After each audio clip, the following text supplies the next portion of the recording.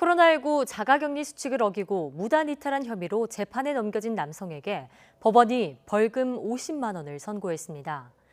지금까지 자가격리 위반자 가운데 실형을 선고받은 경우는 단 한 건에 불과해 솜방망이 처벌이라는 지적이 나옵니다. 보도에 홍민기 기자입니다.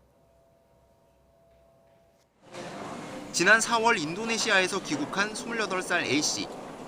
곧바로 2주 자가격리 조처를 받았지만 배가 고프다는 이유로 자택을 4번이나 이탈했다 적발돼 결국 재판에 넘겨졌습니다.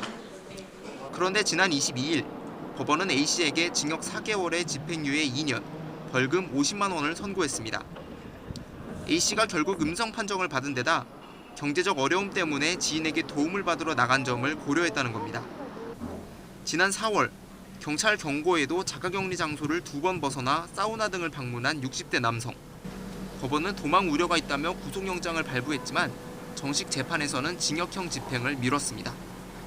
지난 7일에는 자가격리 엿새 만에 4번 외출해 피부과와 결혼식장 등을 방문한 30살 남성이 벌금 300만 원을 받았습니다. 현행법은 자가격리 수칙을 위반한 경우 1년 이하 징역이나 1,000만 원 이하 벌금을 매길 수 있도록 하고 있습니다.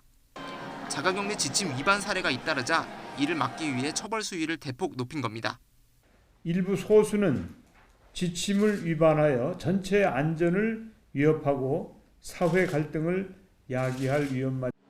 하지만 최대 형량에 못 미치는 판결이 잇따라 나오면서 사실상 솜방망이 처벌이 아니냐는 지적이 나옵니다. 물론 각자 사정을 고려하면 이 같은 판결은 어쩔 수 없다는 해석도 있습니다.